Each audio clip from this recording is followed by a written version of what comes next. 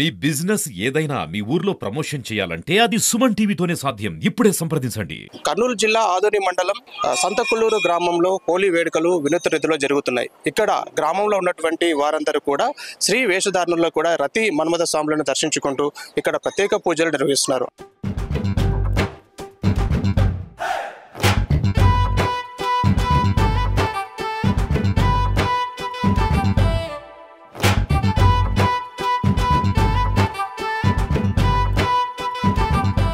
అసలు ఈ శ్రీ వేషధారణ ఎందుకు వేస్తున్నారో వారిని అడిగి తెలుసుకునే ప్రయత్నం చేద్దాం.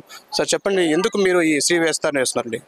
శ్రీ వేషధారణ ఎవరు ఏమనుకుంటారో అవన్నీ జరుగుతానని అందుకని వేస్తున్నారు అనమాట, తరతరాల నుంచి.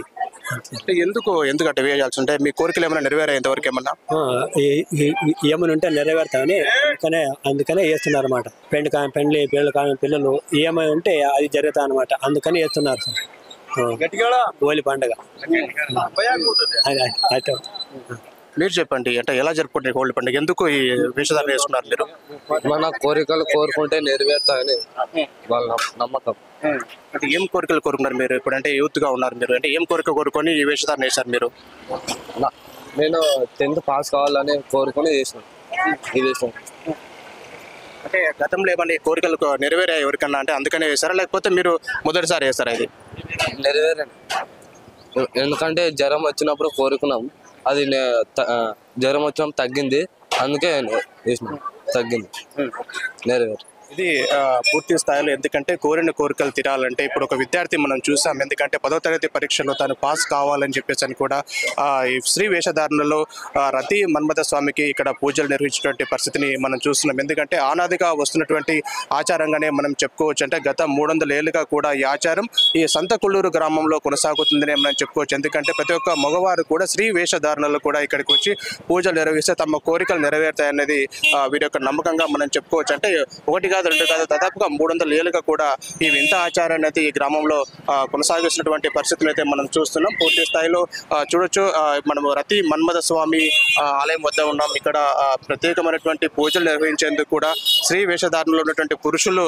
మనం చూడొచ్చు ఎంత చక్కగా, అంటే ఆడవారి కంటే ఎక్కువగా కూడా రెడీ అయిపోయి అంటే పూర్తి స్థాయిలో వచ్చేటువంటి పరిస్థితిని మనం ఇక్కడ చూడవచ్చు. ఎందుకంటే ప్రత్యేక పూజలు అంటే ఉదయం నుంచి కూడా ఇక్కడే పూజలు నిర్వహిస్తూ ఈ ప్రాంతానికి వచ్చి ప్రత్యేకంగా పూజలు నిర్వహిస్తూ మొక్కులు తీర్చుకుంటారు. అయితే కోరిన కోరికలు నెరవేరిన తర్వాత కూడా పూర్తి స్థాయిలో మళ్ళీ ఇక్కడికి వచ్చి ఇదే హోలీ రోజున కూడా ఇక్కడికి వచ్చి మళ్ళీ వాళ్ళ మొక్కులు కూడా చెల్లించుకున్నటువంటి పరిస్థితిని మనం చూస్తున్నాం. మొత్తంగా ప్రపంచవ్యాప్తంగా కూడా రంగులతోటి అందరూ సంబరాలు జరుపుకుంటుంటే మాత్రం ఆదోని మండలం సంతకుల్లూరు గ్రామంలో మాత్రం వినూత్న రీతిలో ఇక్కడ వీరు సంబరాలు జరుపుకుంటుంటే పరిస్థితి ఉంది. కోరిన కోరికలతో పాటుగా పాడి పంటలు ప్రతి ఒక్కటి బాగుండాలంటే ఖచ్చితంగా రతి మన్మథ స్వామికి శ్రీ వేషధారణలో వచ్చి ఇక్కడ పూజలు నిర్వహించాలని చెప్పి అనాదిగా ఈ ఆచారం వస్తుంది. మా తాతలు ముత్తాతల నుంచి కూడా ఈ ఆచారం ఇక్కడ కొనసాగుతుందని చెప్పేసి అని కూడా గ్రామస్తులు చెబుతున్నారు.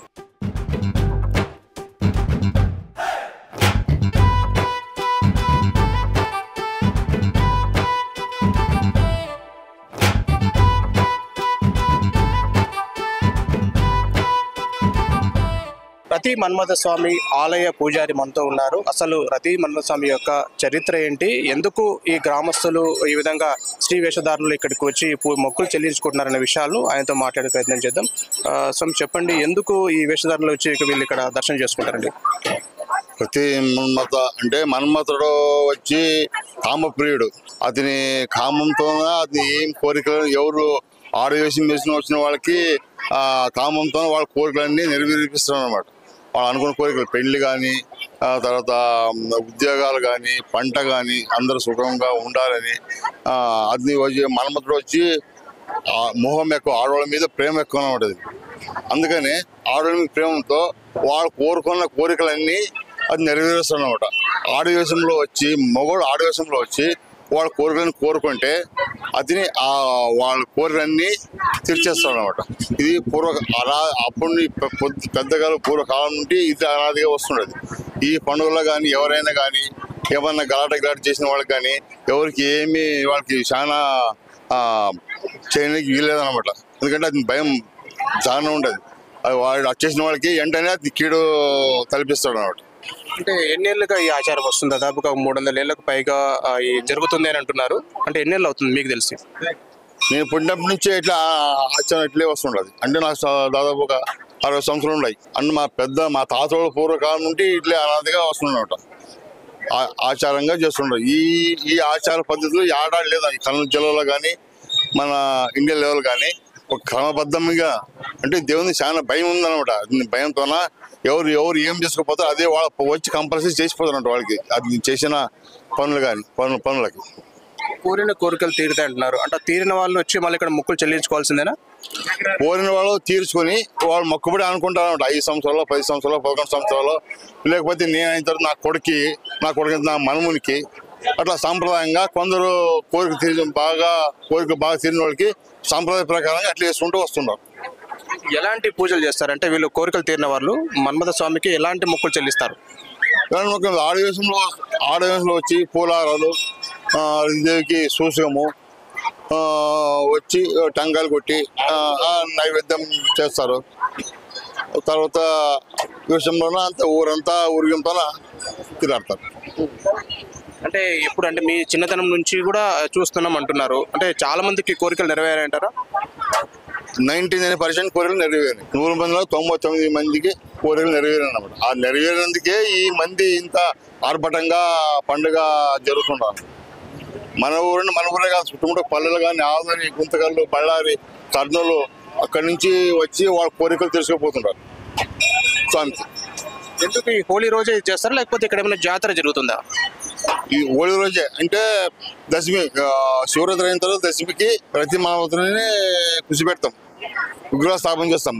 తర్వాత పున్నం రోజు అంత కార్యక్రమం జరుగుతాయి. సాయంత్రం పూట రథోత్సవం జరుగుతుంది. తిరుమ పొద్దున ఉదయమనే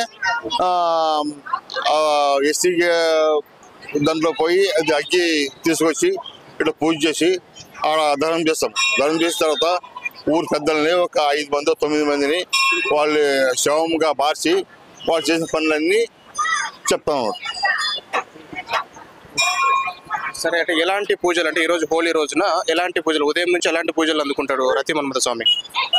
పూజ అంటే ఇవే మామూలు, ఇంకా పూజ వడిబియ్యము పూలారాలు అని తెచ్చిపోతారు.